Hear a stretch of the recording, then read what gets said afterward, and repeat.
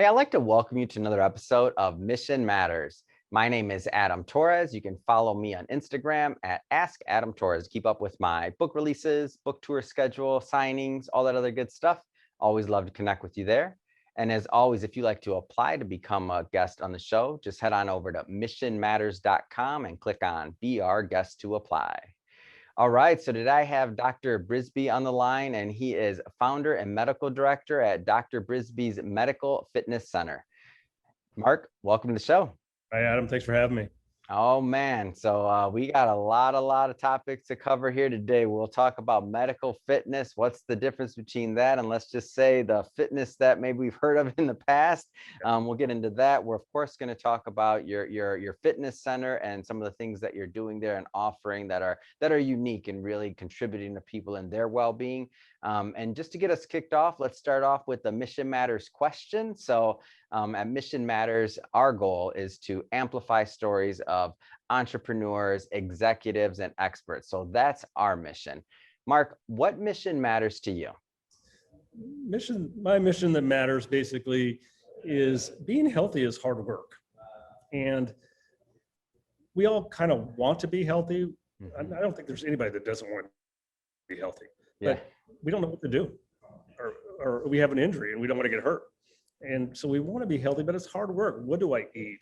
What exercises do I do?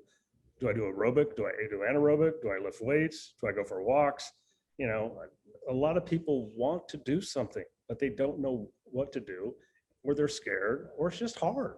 So let me help you. Okay, let's make it easier. Let's make it successful. That's my mission matter. It's that being healthy is hard work. Let us help you. Man, what a great mission, and we need your help. So I will be 100% certain to get some tips out of you for my audience and for myself, of course, on this interview.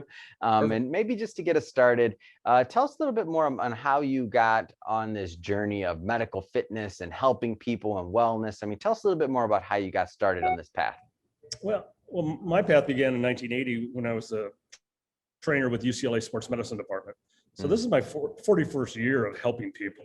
Wow. Well, when I was younger, I primarily attracted a younger clientele. You know, I attracted sprained ankles. I attracted maybe just minor knee surgeries from activities. Well, I've aged, obviously, and so has my clientele. So I'm not really treating sprained ankles. I'm treating replaced knees, replaced hips, lumbar disc surgeries to the low back. So as my clientele has aged, I've had to adjust with them. Mm-hmm. Okay. And what was important for us 40 years ago is not as important now that I'm 60 years old. So I've had to evolve with my clientele. So that's how I got involved with it. I've been treating athletes and now elder athletes or people that are just want to stay healthier. So that's awesome. It's been a long adventure and I've had to adapt. So decades, I mean, 40 years in the business of helping people in their health, or over 40, I should say, and helping people with their health. You know, there's going to also be some of the newer generation that are watching this interview, and you're a pioneer in this. You've been doing this a long time, and the whole industry has evolved literally throughout your career from when you started to now. I mean, light years have changed when it comes to fitness and medical fitness. What kind of advice would you give to that newbie that's maybe just getting out of college, or maybe they're in college and they're thinking about a career going down this path? I mean, what kind of things would you tell them? The younger person, I would say, just make fitness part of your lifestyle. Okay, it's on your calendar from 10 to 11 every day. You exercise. It's not an option. Okay, so at that younger age, I mean, you can do your boot camps. You can do kind of general fitness routines. You're probably not going to get hurt, or you haven't been hurt in your past. So I think the most important thing at that age group, and especially at this age group, because a lot of them aren't active, just prioritize exercise or fitness into your lifestyle. Make it lifestyle medicine. Okay, make it a part of your lifestyle now, because at some point you better. Okay, so make it now. Okay, I'm not too concerned about what they do now. Yeah, I just want them to do it. So the concept of, I think in this education piece, while we have you on the line, the idea of just being healthy, like what to eat, what to do. Like you mentioned, like in your mission statement of like that, a lot of people don't know what to do there. Maybe let's start there. Like, what does that look like? The whole being healthy, like goal and mindset. Well, we have to look at fitness and exercise. I call it proactive medicine. Mm, Okay, let's look at reactive medicine. Okay, reactive medicine is medicine, drugs, and surgery. mhm. Okay, that's reactive. It's reactive to an illness. It's reactive to an injury. Well, let's prevent. 80% of all Americans have low back pain. Yeah. At least one episode. Okay, eight out of 10. So let's get into that. Okay, let's do certain exercises to proactively prevent a low back injury. Mm, Okay, people my age, 50s, 60s, are having their knees and hips replaced. Well, let's do something about that. Okay, if you lose 20 pounds, you probably won't have your knee replaced. It's that simple. Okay, so let's be on the other side of medicine. Let's make medical fitness proactive medicine so that you don't have to be on a certain medication, high blood pressure, obesity, So diabetes. so the idea of getting started, that's often like challenging. Like you said, like fitness and like health, like this can be, I don't want to use the word difficult, but it's something that you have to be intentional about. But tell me about how that path looks like. Does it get easier over time? Does it evolve? Like Well, is there, what does that journey look like as you work with patients and clients? yeah, your goal is kind of the goal that we just mentioned for the younger group. Just prioritize it and make it part of your life. It's lifestyle medicine. We have to change our lifestyle. 6 out of every 10 Americans have a chronic disease. I mean, 60% have, 40% have 2 chronic diseases. Mm-hmm. Okay, so we have to, and I think we all want to be healthier. I mean, but again, so how do we make it easier for them? Well, you have to have accountability. Okay, it's if no one's holding you accountable, you're probably not going to do some of these things. Okay, and you have to be educated on what you go to and buy at the grocery store. Okay, be educated that I do go to the gym. Okay, but I just spent 30 minutes on my elliptical. Well, you probably could have done 30 minutes of lifting weights and got a better exercise routine, got more bang for your buck. So initially, you just want to try to make people accountable and do it and let them like it. Wow, I'm starting to look better in the mirror. I'm starting to feel better. Okay, my knees don't hurt as much. Okay, and then it gets easier.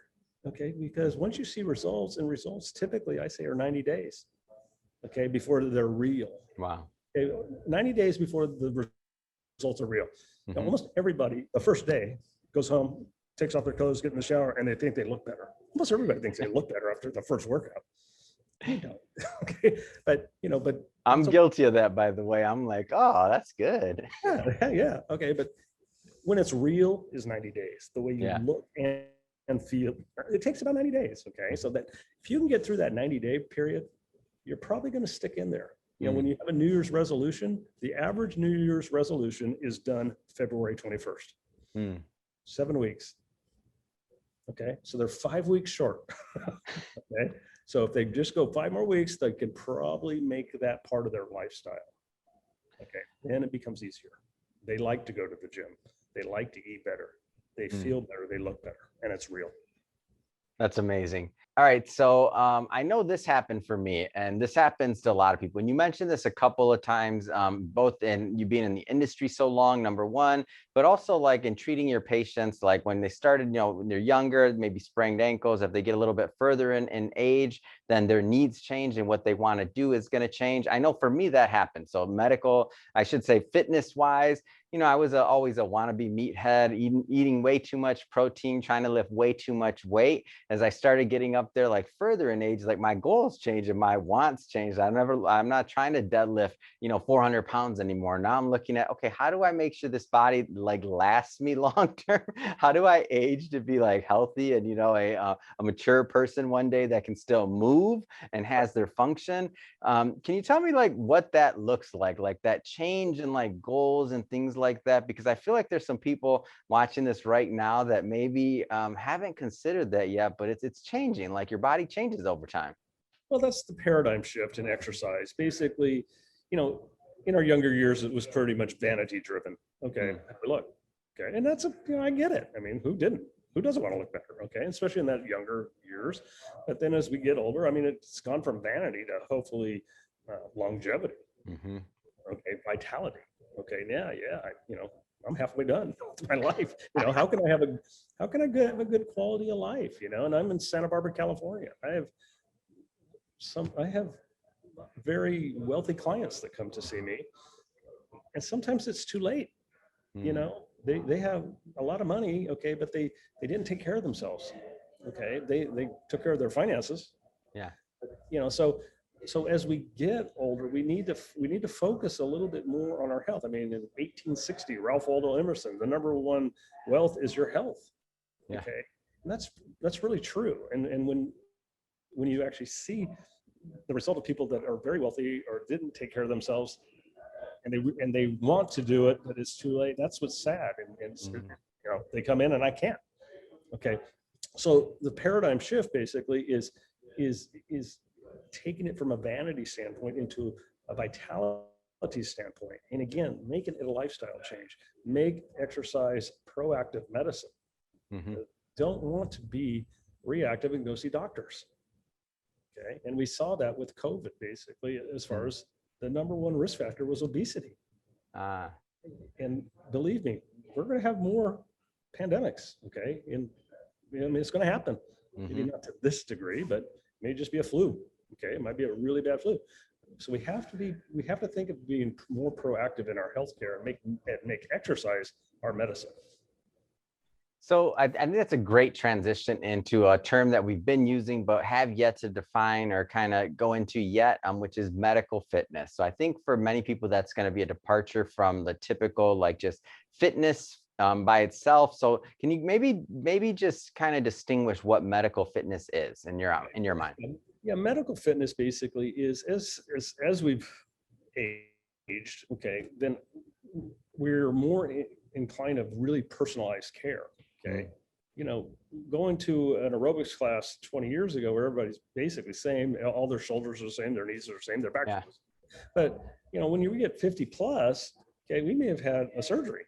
Okay, we may have a bad back, we may have bad shoulders, so basically, and we may have hypertension, high blood pressure. Okay, we may have diabetes. Okay, so medical fitness is working basically usually with someone that's knowledgeable in medicine and fitness and designing a pretty good program for that particular individual. What may be good for you may not be good for me. Yeah. Okay, because of these past histories. So medical fitness is taking kind of the medical model with an individual and prescribing a fitness program. And that takes someone who's educated, okay, in medicine and fitness. And there are lots of medical fitness people out there. I'm not the only one, but there are people out there. Medical Fitness Network is a site online basically where you can find one in your area if you want. Okay, so it's out there. Okay, there's not a lot of us. Okay, a lot of us are 20 years old with big biceps and telling people how to work out. Okay, that's the average personal trainer, obviously. Yeah, that's not what you want. Not when you're in your 50s. You want, and what they say is baby boomers want a baby boomer trainer. Okay, they want someone who understands their needs. That's great. Just to get a little bit technical, so what's the difference between muscular and neuromuscular training? Yeah, muscular training is, again, 20 years old, training body parts. Okay, you're getting on the bicep machine and working your biceps. Okay, that's muscular training. Okay, that's vanity training. We did it. We all did it. We all want to look better. Yeah, neuromuscular training. What's that mean? Okay, well, first of all, let's talk about our legs. Okay, neuromuscular training primarily pertains to the lower body.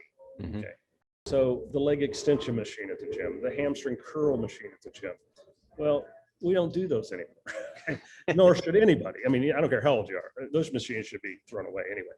Okay, but basically, neuromuscular training is doing standing exercises, working on balance, working on working primarily with balance. A significant amount of death after the age of 70 is related to a fall. Okay? If you're over the 70, you have a very high risk of falling and a very high risk of death due to the fall. So you have to start thinking, be proactive in your exercise routine. You're not going to fall. Okay, when people over the age of 70 work with me, I have 3 goals. You will never have a walker. You will never shuffle, and you will never fall. Wow. And if they work with me over the age of 70, that better happen. Okay. Knock on wood. Those have always happened for me. I've never had anybody fall, walk, or shuffle after the age of 70 if they work with me. Okay. So that's your goal. So neuromuscular training is not machine-based training, not body part training, but training the entire nervous system, being on our feet. Okay. Getting more than just one joint involved, getting your ankle, your knee, and your hip involved in the same exercise. That's neuromuscular training. So let's, can you walk me through like and I know every person's going to be different. I know there's a different, want and need for the different people that you're training and working with, but can you walk me through like what it looks like? So I come into your center today and I'm like, hey, I want to learn more about medical fitness. And I want to start a program, maybe something like that. Like, how does that process look of bringing in a new client?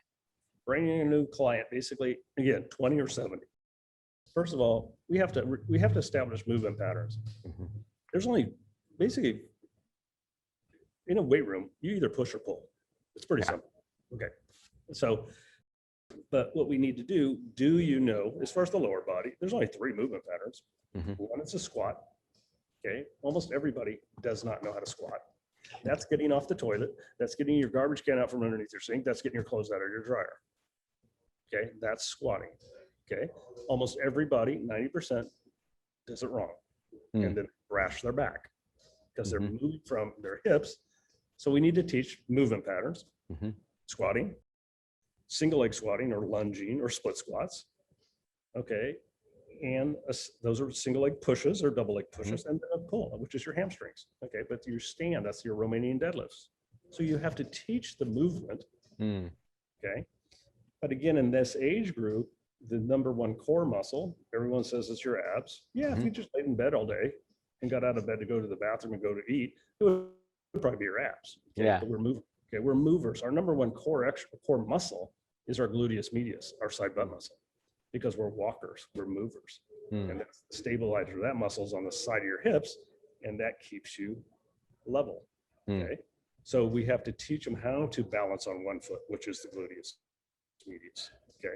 We walk sideways on a treadmill. So it's hard. Okay. That's gluteus medius. So we have to teach fundamental movement patterns. Okay. Squatting, single leg squat, single leg push, pull, and double leg push. That's it. Okay. And then teach them how to work their nervous system, work their gluteus medius, how to stand on one foot without falling. That's the neuromuscular training. So everybody gets that. Okay. Yeah. I'm working with the San Francisco 49er right now. Okay. That's what we're doing. Okay. Obviously at a very high level. Yeah. But he still does the same exercises that Betty Joe, who's 78, is doing. Okay. That's awesome. It's, what's a good program is a good program. It doesn't matter who you are. Okay. Yeah. It's a tough sell maybe when you're 20 to really buy into it. Yeah. Believe me, the 49ers buying into it because we're making a huge difference. Okay. So that's how we assess these people. And then as they know how to move efficiently, then that's when you load them up. Okay. The best exercises for longevity is exercises that creates muscle, creates lean tissue. Yeah. I own a gym and I'm a weightlifter guy. Okay. So I'm going to be a little bit biased, but I'm pretty sure, stretching your hamstrings is not going to make you live longer. Strengthening your hamstrings, I think it's going to make you live longer. Creating lean tissue. Lean tissue is active tissue. There's a lot of stuff going on in that muscle. So we want to live longer and we want to create lean tissue and we don't want to get hurt. Fantastic. I mean, that's a great overview, and it just gives us it gives a hint into your world and what you're doing day in and day out to help your clients and patients. And speaking of that, so tell us a little bit more about the overall fitness center. So give us a little bit more insight into that. The fitness center, I'm in Santa Barbara, California. I've been here. I finished school in 1987, opened it up in 1988. Been going ever since. The last 13 years, I've opened a large center. We have 11,000 square feet here. Wow.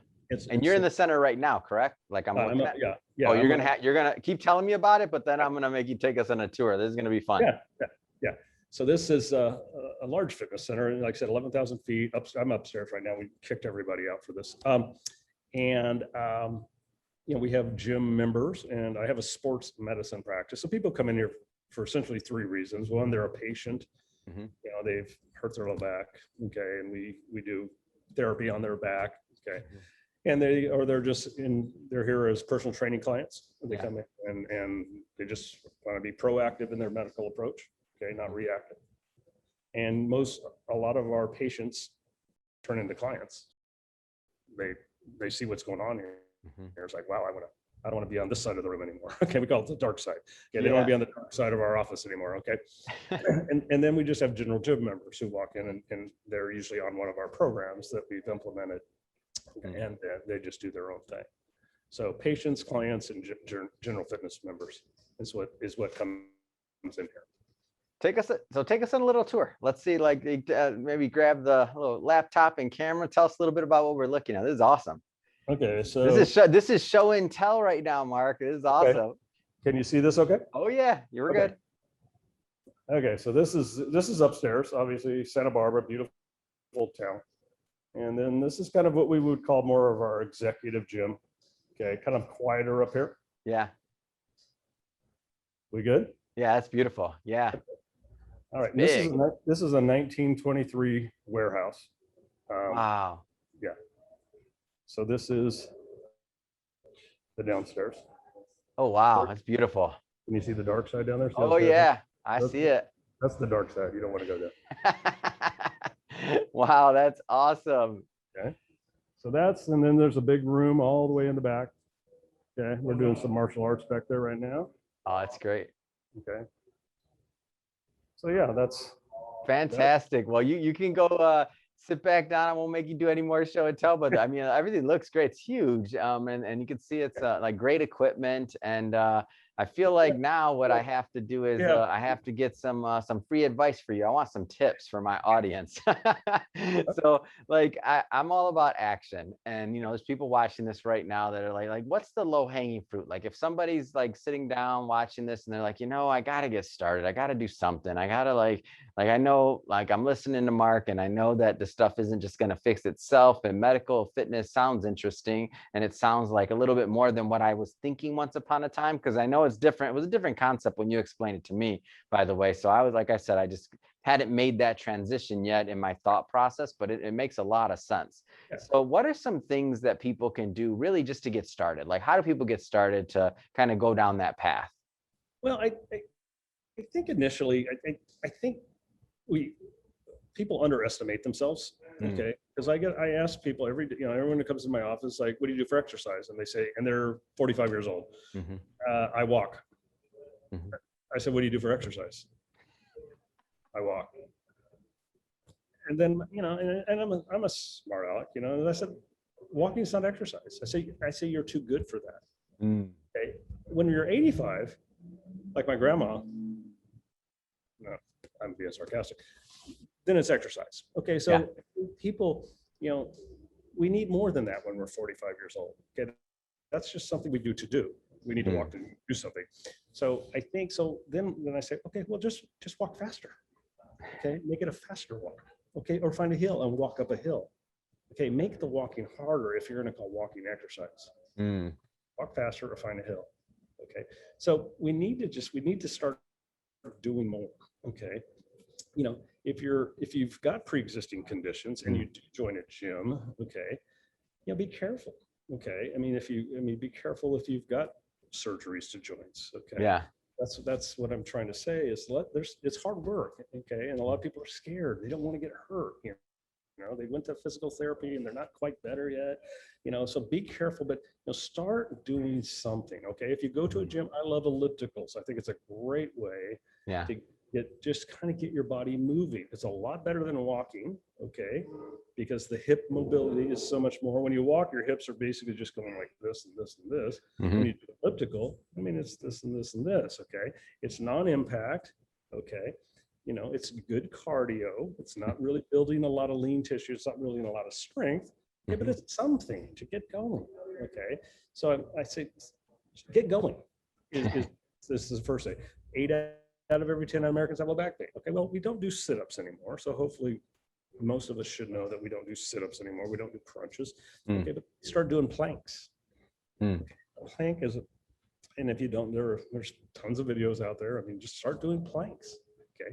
That's a great way to strengthen up that low back. Okay.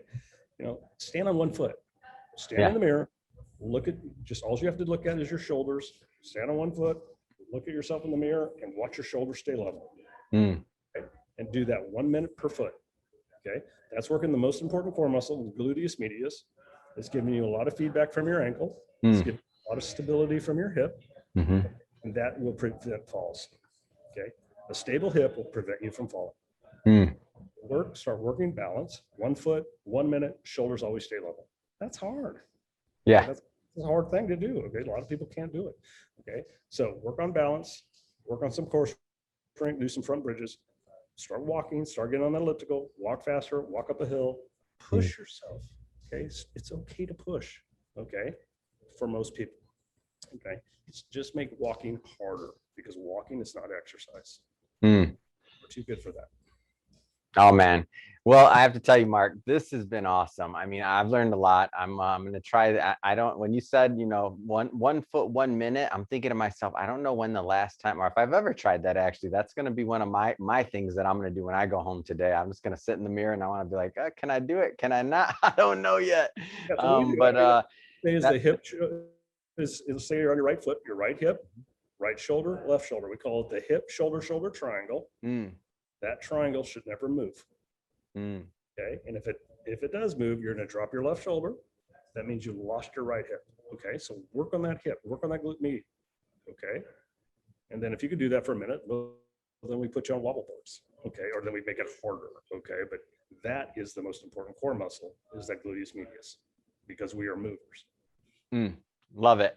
So Mark, that being said, again, this has been great. If somebody is watching this and they want to learn more about your medical fitness center and they want to connect and follow your journey and brand, I mean, what's the best way for people to do that?